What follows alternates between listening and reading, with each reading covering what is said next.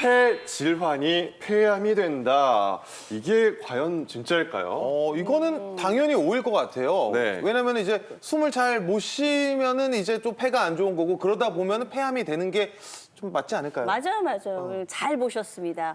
폐질환이 있으면 나쁜 공기를 못 거르고 그러면 폐암으로 갈 수 있다. 오, 네. 자, 네. 과연 무엇일까요? 최 교수님.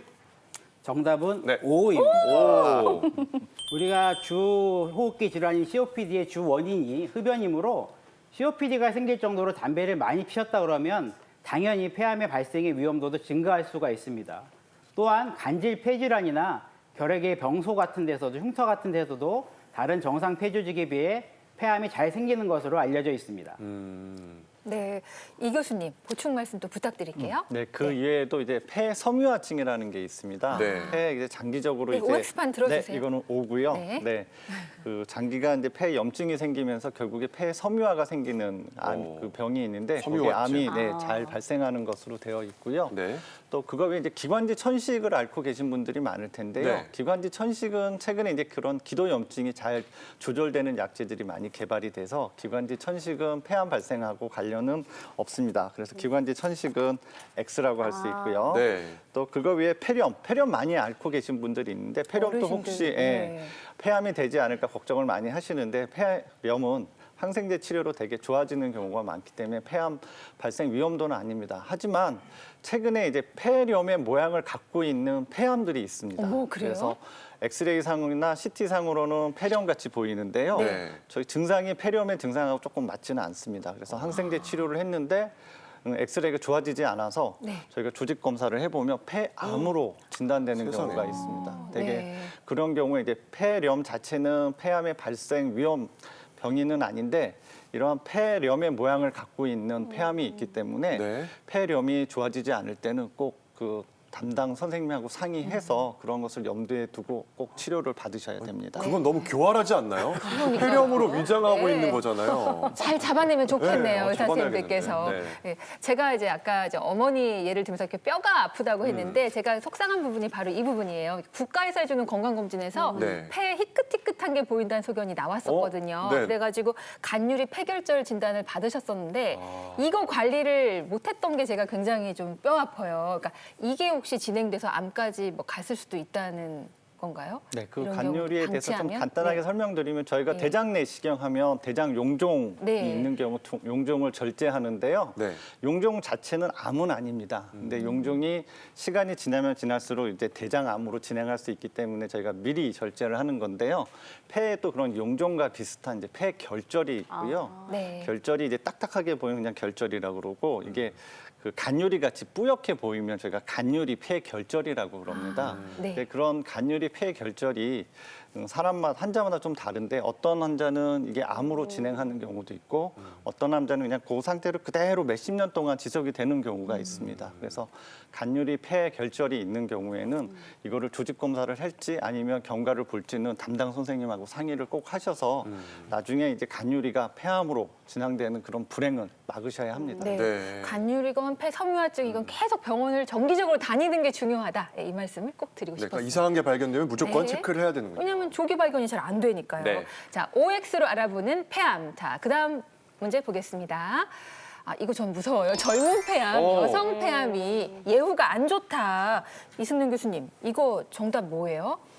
이거는 세모입니다. 세모. 네, 왜냐하면 그 여성 폐암은 되게 증상이 없기 때문에 3기, 4기에 발견되는 경우가 많습니다. 그래서 병이 많이 진행된 상태에서 발견되기 때문에 예후가 좋지는 않은데요. 또 다행인 점은 그런 여성 폐암 환자분들이 어떠한 표적 치료제를 사용할 수 있는 유전자 변이가 있습니다. 그래서 이런 표적 치료제는 그런 유전자 변이가 있는 암에도 되게 효과가 좋기 때문에 일부의 여성 환자분들 중에 그런 표적 치료제를 사용하는 경우는 예후가 좋아서 여성 폐암은 예후가 나쁠 수도 있지만 그 진단 시점에 예후가 나쁠 수도 있지만 치료가 잘 되면 경과가 좋을 수 있어서 또 예후도 좋을 수 있어서 여성 폐암은 세모라고 할 수 있겠습니다. 그렇군요. 네. 자, 계속해서 OX로 알아보는 폐암 세 번째도 보도록 하겠습니다. 이것도 궁금해요. 흡연자 폐암이 비흡연자 폐암보다 독할까? 이런 거 궁금한데 어떻게 보세요? 잠시만요. 이거는 머리는 O라고 하는데 가슴이 X를 들라고 하시네요. 너무 가혹한 거 아니에요? 폐암이 같은 폐암이지 뭐 담배 핀다고 더 아픈가요? 네, 이거는 태훈 씨의 희망사항일 뿐입니다. 그 독한 담배 연기에 버틸려면 암세포도 더 독해지지 않겠습니까? 전 독해진다고 봅니다. 일리 있는데 네. 어떻게 보시나요, 이승용 교수님? 네, 옵니다. 그래요? 네, 와요.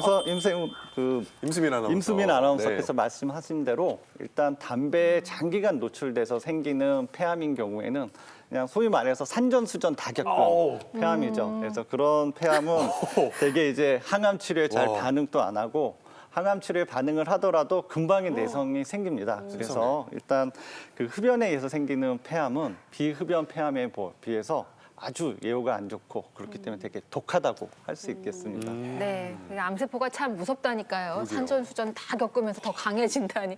자, OX 퀴즈를 알아보는 폐암 다음 알아보도록 하겠습니다. 자, 폐암 생존율을 높이는 표적 치료제가 있다인데요. 이거는 바로 정답을 확인해 보도록 하겠습니다. 네, 자, 이승용 교수님. 네, 옵니다. 네, 여러분들 요즘에 이제 보험 상품 많이 가입하면 표적 치료제 보험에 되는지 안 되는지 얘기하시는데 그 표적 치료제가 이 표적 치료제입니다. 대개는 유전자 변이가 있으면 그 변이를 표적으로 하는 약제가 이제 표적 치료제고요. 근데 그 비소세포 폐암의 모든 환자분들이 다 이 표적 치료제 잘 듣는 거는 아닙니다. 보통 한 30에서 40% 환자분들이 이 표적 치료의 대상이 되는 유전자 변이가 있어서 그런 표적 항암제를 사용할 수 있고요. 이런 표적이 없는 분들이 있습니다. 대개 이제 담배와 관련돼 있는 폐암인 경우에는 표적 치료제의 대상이 되는 유전자 변이가 없는데 그런 경우에는 이제 암에 대해서 면역력을 증강시키는 그 면역 항암 요법이라는 게 있습니다. 그런 면역 항암 요법을 치료를 할 수가 있습니다. 네. 아니 지금 저는 뭐 치료제라는 말밖에 안 들어왔는데 그 흡연으로 인해서 생긴 이 폐를 조금 회복시켜주는 치료제라는 말씀인가요? 제가 잘 들은 게 맞나요? 서태일 씨, 아직도 희망을 못 버리고. 약 먹을 생각하지 말고 일단 끊으세요. 약국에서 파나요? 안 돼, 안 돼. 약 먹을 생각하지 말고. 근데 궁금하긴 하네요. 이게 항암 면역 치료제 어떤 약물인가요, 교수님? 네, 항암 면역 치료제는 우리가 흔히 말하는 항암 면역제는 이제 면역 관문 억제제를 일컫는 거라고 할 수 있겠습니다. 면역 관문 억제제는 2015년도에 처음 FDA 승인을 받았으니까 현재 나온 지 한 7, 8년 된 그런 약제인데요. 이 면역 관문 억제제를 이해하려면 면역 관문이라는 부분을 우리가 알아야 됩니다. 네. 이 면역 관문이라고 하는 것은 우리 면역 체계의 가장 중요한 역할을 하는 T세포와 암세포 사이의 신호 전달 통로가 되겠고요.